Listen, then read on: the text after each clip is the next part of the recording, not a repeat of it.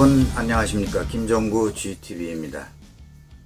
최근 우크라이나 동남부 전선은 치열하게 계속된 공업도시 세베르도네츠크 전투를 러시아가 평정했다는 소식이 전해집니다. 우크라이나 남부 아조우해 연안 공업도시인 마리우폴 함락과 같이 도시 전체가 초토화된 상태로 러시아군의 손에 넘어갔습니다. 우크라이나군은 서쪽에 있는 리시찬스크로 퇴각을 했는데요. 우크라이나가 세베로도네츠크 동쪽 지역인 돈바스를 탈환하는 길은 더욱 멀어지지 않았나 이렇게 생각이 됩니다. 그렇지만 우크라이나군은 상대적으로 남부 지역 전투에서 의미 있는 정과를 올리고 있다고 전해집니다. 러시아군 주력이 돈바스 장악에 집중하고 있을 때에 크림반도로 연결하는 전략적 요충지인 헤르손 그리고 남부 지역을 점진적이나마 진격에 성공을 거둠으로써 전황을 유리하게 끌고 가고 있다는 얘기입니다.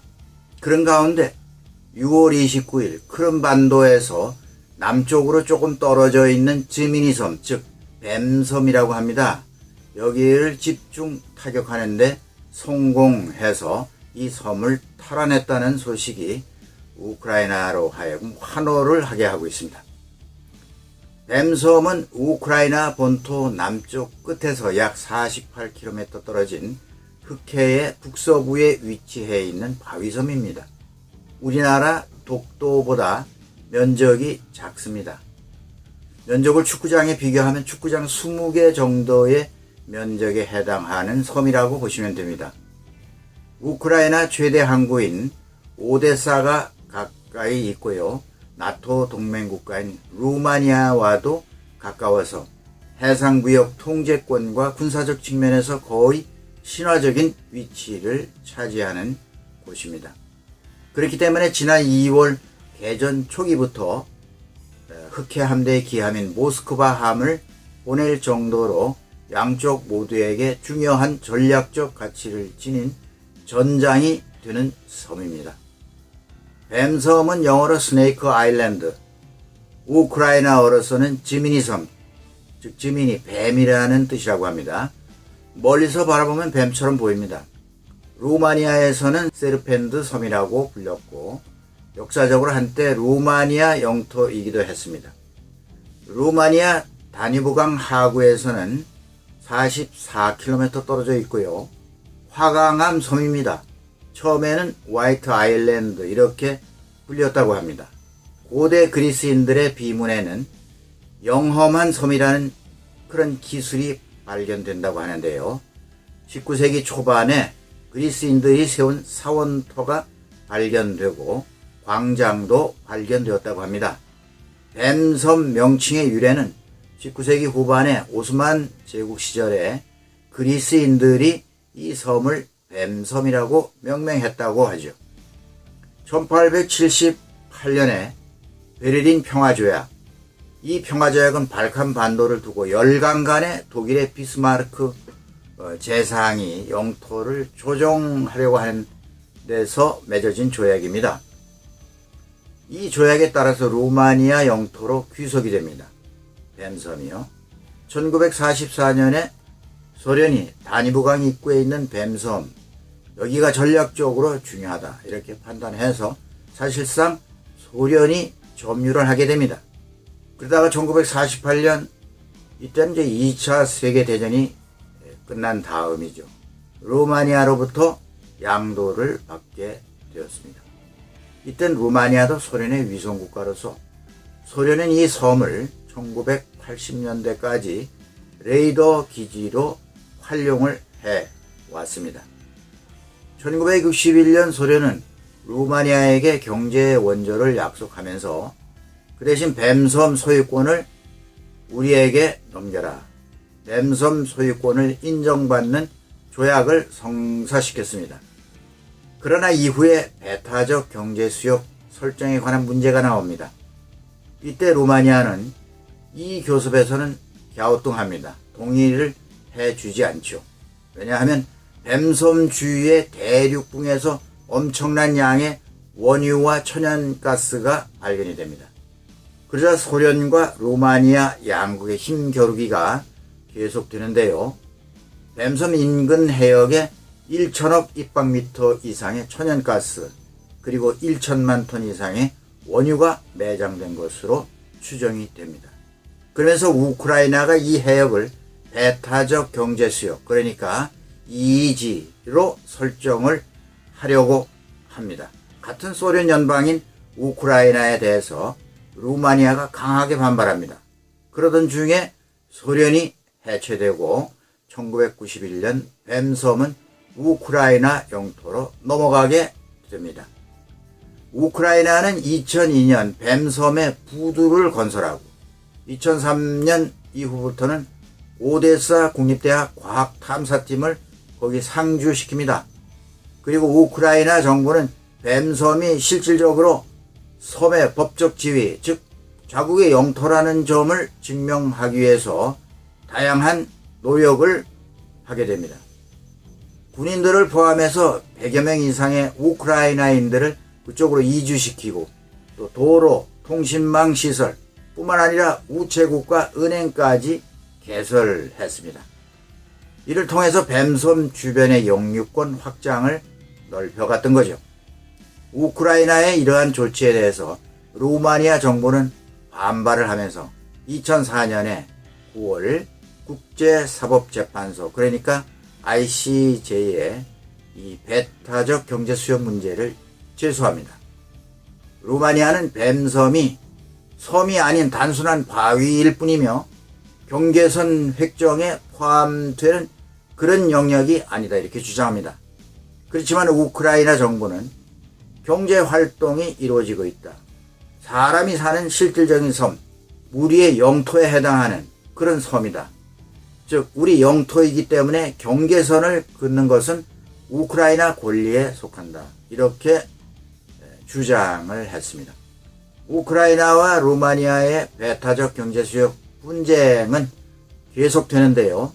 2009년 2월 네덜란드 헤이그 국제사법재판소의 재판부는 만장일치로 양측의 주장을 절충한 해양 경계선을 두 나라가 수용함으로써 일단 해결이 됩니다. 양측이 수용한 내용 가운데 서로 주장하는 경계선의 중간 부분을 가로지르는 새로운 경계선을 긋고 해수면 위로 솟아있는 바위가 섬으로 인정을 받습니다. 이렇게 해서 양국 분쟁은 4년 6개월 만에 마무리가 됩니다.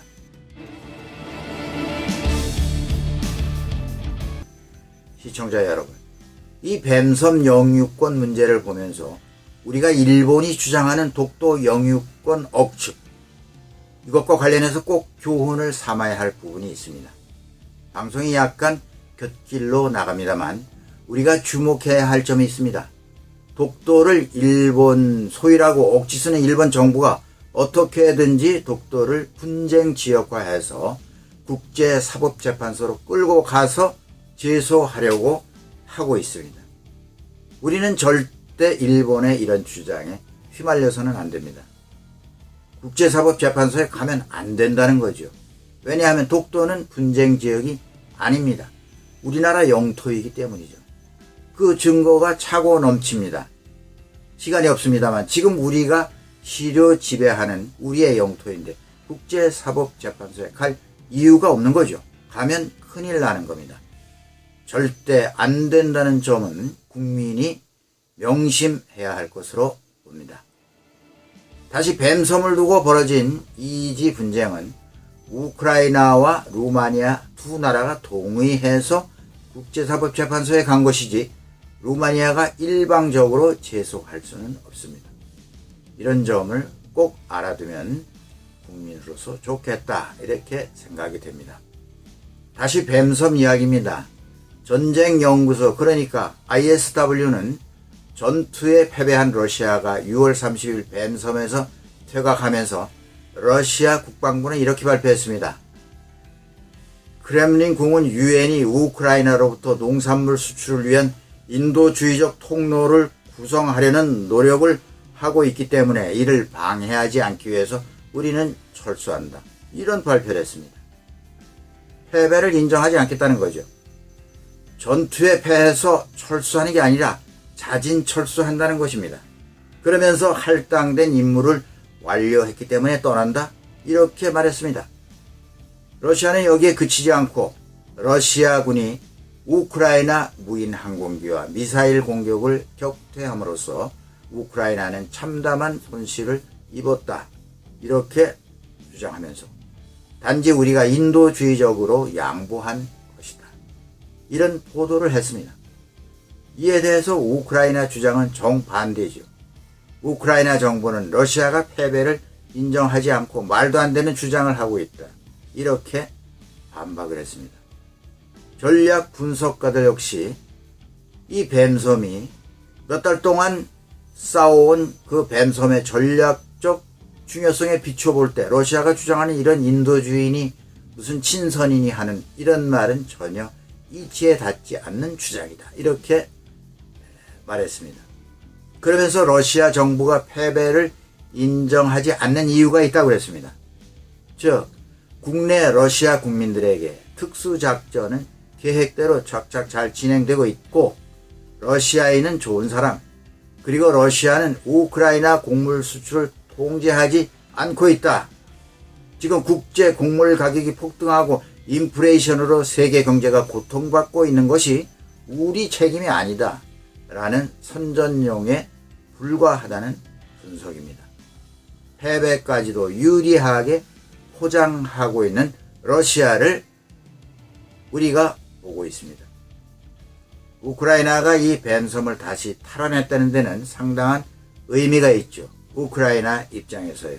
만약 러시아가 계속 뱀섬을 장악하는 데 성공했다면 어떤 일이 벌어졌을까? 올레즈도프 우크라이나 군사 전문가의 말은 러시아군이 뱀섬의 장거리 방공망을 구축할 경우에 흑해 서쪽, 우크라이나의 남부, 육해공 모두 통제가 가능해진다. 이렇게 분석했습니다. 또 영국 해군 전문가 조나단 벤담이라는 전문가는 러시아의 신형 지대공 미사일인 S-400 미사일이 뱀섬에 배치될 경우에 커다란 게임 체인저가 될 수 있을 것이다. 다시 말해서 러시아가 전승을 거두는 계기가 될 수 있다. 이렇게 분석했습니다. 또 루마니아 역사학자인 도린 도브린쿠라고 하는 사람은 우크라이나뿐만 아니라 몰도바, 루마니아도 미사일 사정권 안에 들어올 수 있다. 이런 주장을 했습니다. 그렇기 때문에 개전 초기부터 이곳을 사수하기 위해서 수도 없이 공방전이 계속되어 온 곳이 뱀섬이지요. ISW는 6월 30일 정례 브리핑에서 뱀섬에 대한 러시아의 패배는 섬에서 러시아 방공 및 대함 미사일 시스템을 제거함으로써 우크라이나 해안을 장악하고 있었던 러시아의 압력이 완화된 것이라고 보도했습니다. 물론 그렇다고 해서 러시아의 해상 봉쇄가 완전히 풀린 것은 아니라고 했습니다. 만약에 흑해에서 우크라이나 화물 운송이 가능해진다고 해도 크림반도와 서부 헤르손 주의 러시아군 지상 대함 미사일 시스템의 표적이 될 수 있다고 보도했습니다. 어찌 되었든 간에 우크라이나로서는 뱀섬을 재탈환함으로써 남부 전선이 유리해졌고 러시아에게는 좌절과 당혹스러운 패배감을 안겨주게 되었다는 것이죠. 러시아군은 유일하게 남아있는 우크라이나 오데사항, 이것을 봉쇄하려는 전략적 목표가 수포로 돌아갔고 더 나아가서 우크라이나의 흑해로 진출하려는 진출로를 차단하고자 했던 작전이 수포로 돌아가 버리게 되었음을 의미합니다. 이미 뱀섬 일대의 상공은 우크라이나 공군이 장악한 상황이며 제해권 역시 미국과 노르웨이가 제공한 하푼 지대함 미사일로 위협을 받고 있는 그런 상황이라 러시아는 제공권, 제해권 모두 완전히 잃어버린 상태로 볼 수가 있습니다. 그러나 우크라이나가 전략의 성공일 뿐 우크라이나의 승리는 아니다 라고 조심스럽게 평가하는 그런 사람도 있습니다. 전략가 스티븐 로젠버그는 이렇게 분석했습니다. 그는 전체적 전황으로 볼 때 전쟁 과정은 크게 바뀌지 않을 것이다. 러시아의 초점은 동부 돈바스 전체를 정복하고 전쟁이 시작될 때 점령했던 남부의 다른 도시, 다른 지역을 유지하려고 하는 것이 목적이니까 이렇게 말했지요. 네, 여러분 감사합니다. 조금 길었습니다. 오늘 여기까지 하겠습니다. 김정구 GTV였습니다. 감사합니다.